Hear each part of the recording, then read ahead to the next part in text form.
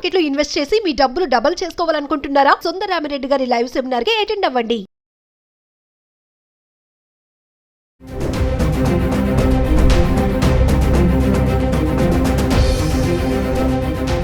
Hi hello నమస్తే, welcome back to Suman T. ప్రస్తుతం మనతో పాటు ఉన్నారు పబ్లిక్ స్పీకర్ రజనీ రమ గారు.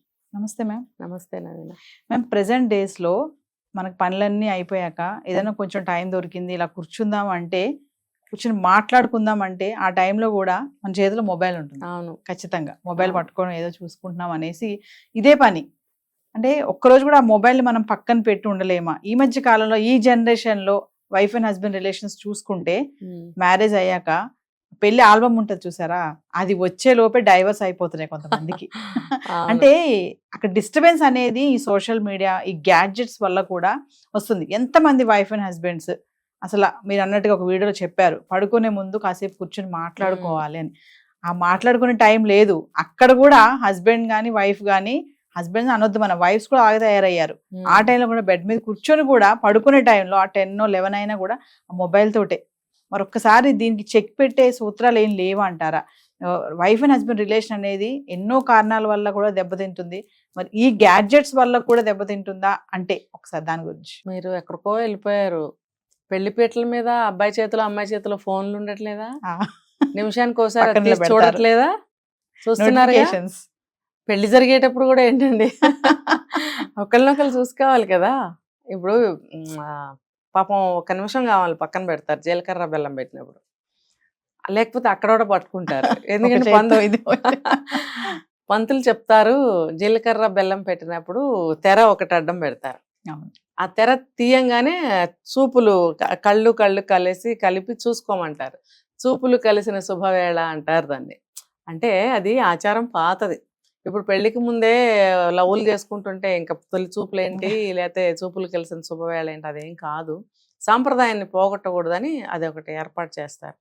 అసలు అర్థం అప్పుడు చూసుకోవాలి అని. అలా చూసుకోవడం వల్ల కళ్ళు కమ్యూనికేట్ చేస్తాయి వాళ్ళ భావాల్ని, వాళ్ళ మనసులో ఉన్న ఉద్దేశాలని కూడా. ఇప్పుడు అది లేకుండా పెళ్లి పీటల మీద నిమిషానికి ఒకసారి సెల్ ఫోన్ చూస్తారు. ఇంకా గట్టిగా మాట్లాడితే పెళ్లి కొడుకే ఫోన్లో డెకరేషన్ వాళ్ళతోటి ఆ చుట్టాలు గనక వస్తుంటే లొకేషన్ పెట్టమని పెళ్లి కొడుకుకి ఫోన్ చేసి అడగడం లాంటి దరిద్రమైన పనులు కూడా జరుగుతున్నాయి. పక్కన ఎవరైనా చూసుకోవచ్చు కదా, పెళ్లి కొడుకే ఫోన్ చేస్తారు. చుట్టాలు అవనివ్వండి, ఫ్రెండ్స్ అవనివ్వండి, లేదా పెళ్లి కూతురు తరఫు వాళ్ళైతే ఆ అమ్మాయికి చేస్తూ ఉంటారు. ఇది అసలు ఎంత మాత్రం కరెక్ట్ కాదు. ఉంటారు కదా పక్కన, లేదంటే వెడ్డింగ్ కార్డ్స్ మీద నెంబర్స్ ఇస్తారు, ఫోన్ నెంబర్స్. ఆ నెంబర్కి ఫోన్ చేస్తే వేరే ఎవరి నెంబర్ అని ఇస్తే వాళ్ళు చూసుకుంటూ ఉంటారు.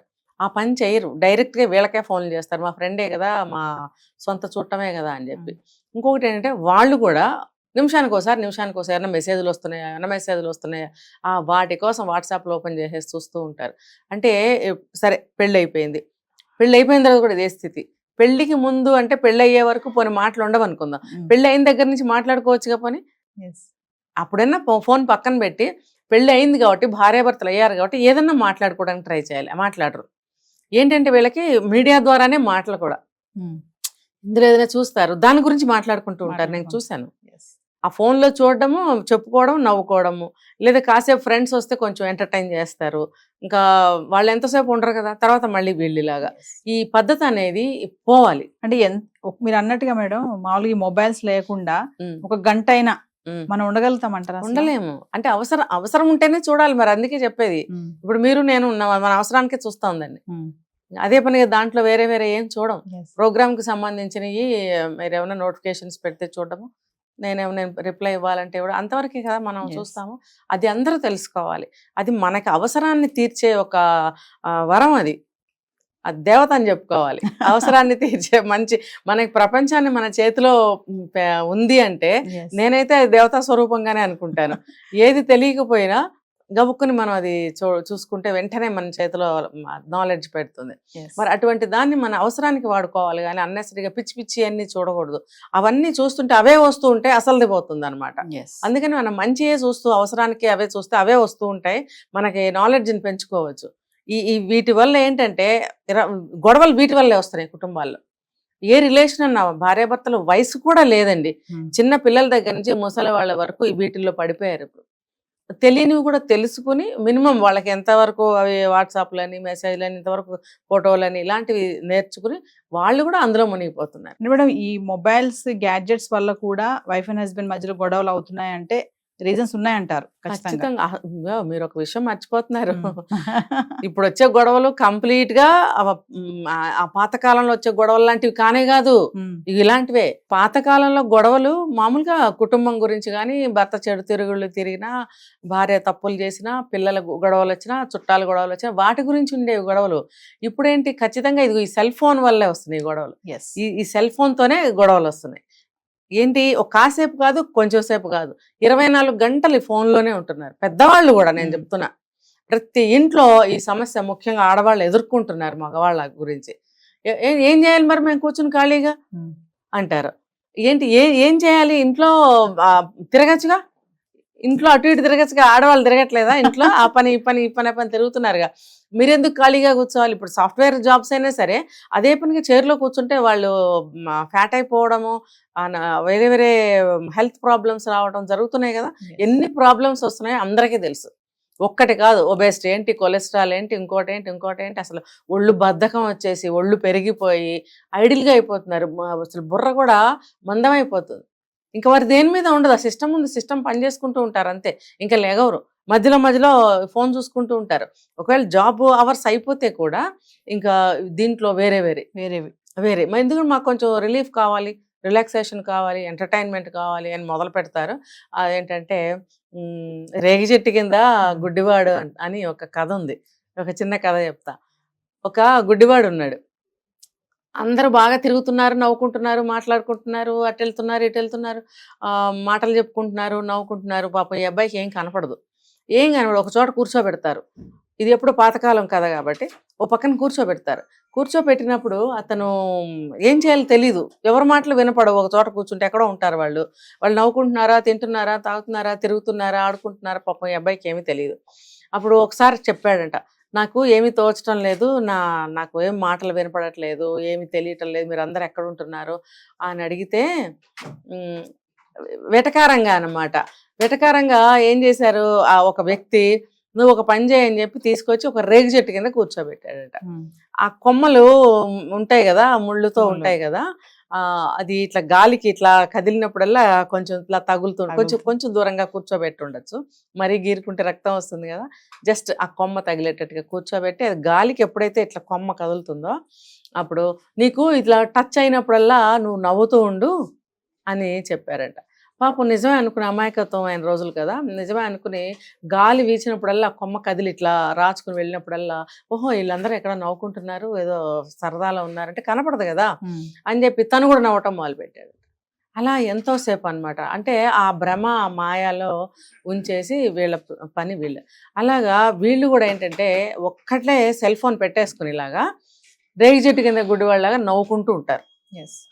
అంటే అక్కడ ఒక్కళ్ళే ఉన్నాను, నేను ఇవేవో చూసుకుంటూ నవ్వుకుంటున్నాను, ఇంకా కుటుంబం ఉంది, నేను ఏం మాయలో ఉన్నాను అని తెలుసుకో. అతను రేగి చెట్టు కింద కూర్చున్నాడంటే అతను గుడ్డివాడు కాబట్టి అది వేరే విషయం. నువ్వేంటి కళ్ళు కాళ్ళు అన్నీ ఉన్నవాడివి, నువ్వు లెగవాలి, తిరగాలి, మాట్లాడాలి, ఇంట్లోకి ఏమైనా వస్తువు కావాలని అడగాలి, అవసరం లేకపోయినా అడగాలి, అంటే కొంచెం మాట్లాడటం, లేకపోతే మాట్లాడటం మర్చిపోతారు. ఇప్పటికే మన తెలుగు అంతరించిపోయింది. చాలా మందికి తెలుగు తెలీదు, వాళ్ళ రీజనల్ తెలుగు అనేది ఉంటుంది, ఏ స్టేట్ అయినా ఏ జిల్లా అయినా ఆ లాంగ్వేజ్ని మర్చిపోతున్నారు. ఏదోదో మాట్లాడేస్తుంటారు, మిక్స్ చేసేసి లాంగ్వేజ్ని, లేదంటే ఇంగ్లీష్లో మాట్లాడుకుంటారు. అలా మాట్లాడుతూ ఉంటే ఇంట్లో మన చెప్తారు పడికట్టు మాటలు అంటారు కదా, అంటే మన ఇంట్లో అలవాటు ఉన్న మాటలు, మన ప్రాంతానికి సంబంధించిన మాటలు ఉంటాయి. అవి మనం ఒకరితో ఒకరు మాట్లాడుకుంటూ ఉంటే ఆ మాటలు రిపీటెడ్గా తిరుగుతూ ఉంటే ఆ భాష బ్రతికి ఉంటుంది అనమాట. ఇంకొకటి ఏంటంటే మనం అలా మాట్లాడుకోవటం వల్ల మన ఫీలింగ్స్ని చాలా బాగా కన్వే చేయగలుగుతాం కూడా. అలా అనమాట. అది పోయింది. నేను చెప్పేది ఏంటంటే ఇలా ఇంట్లో తిరుగుతూ ఉండండి, ఏదో ఒకటి మాట్లాడుతూ ఉండండి, అప్పుడు ఇంట్లో వాళ్ళకి కమ్యూనికేషన్ బాగుంటుంది. ఇంకా చెప్పాలంటే వాళ్ళ రిలేషన్స్ బాగుంటాయి, ఏదైనా ఒక విషయం గురించి షేర్ చేసుకున్న వాళ్ళు అవుతారు. మరి ఒక పని ఏదైనా చెయ్యాలి అంటే షేర్ చేసుకోవటం ద్వారా మనం ఓకే అని ఒక డెసిషన్ తీసుకోవడానికి బాగుంటుంది, అన్ని విధాలా బాగుంటుంది. అంటే మనకి ఏదైనా సమయం దొరికింది అంటే కొంచెం మన వాళ్ళతో మాట్లాడాలి. ఖచ్చితంగా. కూర్చొని. ఆ టైంలో కూడా మనం మొబైల్ పట్టుకుని ఆ, టైం దొరికింది కదా కాసేపు మొబైల్ చూద్దాం అనుకోకుండా దాన్ని కొంచెం పక్కన పడేస్తే షేర్ చేసుకోవాలి. వైఫ్ అండ్ Share హస్బెండే గానీ, అవును. పిల్లలతో గానీ, పేరెంట్స్ గానీ, ఎవరైనా సరే. అవును. ఇంకొకటి కాస్తంత ఖాళీ దొరికితే ప్రతి ఇంట్లో ఒక హాలో ఒక బాల్కనీ ఏడుస్తుంది కదా, కూర్చుని కాసేపు 2 నిమిషాలు ఏమంటారు నేచర్ని నేచర్ని కూడా మనం కొంచెం ఆస్వాదించాలి. అది ఎండ అవనివ్వండి, వేడి అవనివ్వండి, చల్ల అవనివ్వండి, వర్షం అవనివ్వండి, కాసేపు కూర్చుంటే అది ఏంటంటే ప్రశాంతమైనటువంటి ఒక ఫీలింగ్ బ్రెయిన్లోకి Yes. వెళ్తుంది. ఎండాకాలం అయినా సరే ఏముంది, కూర్చోండి ఇద్దరు కాసేపు ఎక్కడో చోట కూర్చోండి, ఇంట్లోనో బాల్కనీలో కూర్చొని ఒక 15 నిమిషాలు 20 నిమిషాలు కూర్చోండి, ఏదో ఒకటి ఎవరో ఒకరు కనిపిస్తుంటారు, 2 మాటలు అలా మాట్లాడుకోవచ్చు కదా.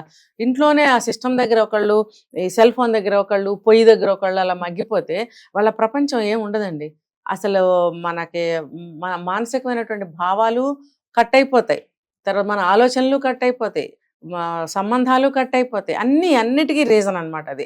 ఇప్పుడు మొన్న ఒక జోక్ కూడా మనం చూసాం ఒక చోట, భర్త ఎప్పుడు చూసినా సెల్ ఫోన్ చూస్తున్నాడు అని చెప్పి లాక్కుని టీవీకి వేసి కొట్టింది, 2 పోయాయి. అంటే అడుగుతుంది అడుగుతుంది అడుగుతుంది ఎంతసేపటికి మాట్లాడి, ఇంకొక ఆవిడ ఆ సిస్టమ్ తీసుకెళ్లి అవతల పారేస్తే అప్పుడు కానీ లేచి రాలేదు. అంటే ఆ భార్యకి ఎందుకు కోపం వస్తుంది, ఆ వచ్చిన కోపంలో రీజన్ ఉందా లేదా, న్యాయం ఉందా లేదా అని ఆలోచించగలగాలి. నా ల్యాప్టాప్ తీసేస్తావా, నా ఫోన్ తీసేస్తావా అని చెప్పి తిరగబడి కొట్టడం, లేకపోతే హత్యలకు వెళ్ళిపోతున్నాయి అలాంటి కోపాలు. ఇవన్నీ కాదు, ఎవరికి వాళ్ళు అర్థం చేసుకోండి. సిస్టమ్ దగ్గర ఎంతసేపు ఉండాలి, సెల్ ఫోన్తో ఎంతసేపు ఉండాలి, ఇంట్లో వ్యక్తులతో ఎంతసేపు, భార్యే కాదండి ఫ్యామిలీ ఉండదా, పిల్లలు ఉండరా, పిల్లలు ఇంతోళ్ళు ఉండొచ్చు అంతోళ్ళు ఉండొచ్చు, డిగ్రీలకు వచ్చిన వాళ్ళు ఉండొచ్చు, మరి ఫ్యామిలీ అనే తర్వాత ఎలా ఉండాలి బాండ్. నలుగురు చేతిలో 4 ఫోన్లు ఉంటాయి. నేను ఈరోజు మార్నింగే చూశాను, మా ఇంటి పక్కనే ఎక్కారు కారు, ఎక్కి ఇంకా ఇంత దూరం కూడా రాలేదు, ఒక 10 అడుగులు, అక్కడ ఒక 7-8 ఏళ్ల పిల్లాడు కూర్చున్నాడు ఫ్రంట్ సీట్లో. అక్కడ ఇల్లు ఎంత దూరం ఉందంటే రోడ్డు మీదకి వచ్చి ఇంకా 1/2 సెకండ్ కూడా కాలేదు, సెల్ ఫోన్ ఓపెన్ చేసేసి చూసేస్తున్నాడు. పక్కనే ఫాదర్ ఉండొచ్చు డ్రైవింగ్ సీట్లో. మరి ఎందుకు ఎలా చేస్తున్నారు? ఆ పిల్లాడిని రోడ్డు మీద చూడరా బాబు, ఆ ట్రీ చూడు, ట్రీ మీద ఫ్లవర్స్ చూడు, లేదా పక్షులు ఉంటాయి చూడు, రోడ్డు మీద కుక్క ఏదో కనిపిస్తుంది చూడు, పిల్లి కనిపిస్తుంది చూడు, అక్కడ టెంపుల్ ఉంది, పూజారి వస్తున్నారు, అవన్నీ వాతావరణంలో ఉండేవి, అవన్నీ కూడా ప్రకృతిలో. అవన్నీ ఎందుకు చూడమని ఎందుకు చెప్పరు? ఒక లాక్కుని జేబులో పెట్టుకోలేడు ఆయన, ఫోన్ ఎందుకు ఇచ్చినట్టు? ఇంత పిల్లల దగ్గర నుంచి పెద్ద పిల్లల వరకు ఎంతమంది ఉంటాయి ఇంట్లో, అంతమంది చేతిలో సెల్ ఫోన్లు, ఇవి స్మార్ట్ ఫోన్లు ఉంటున్నాయండి, మామూలు ఫోన్లు కావు. మరి ఎవరి ప్రపంచం వాళ్ళు, ఎవరికి కావాల్సిన వాళ్ళు చూసుకుంటాడు.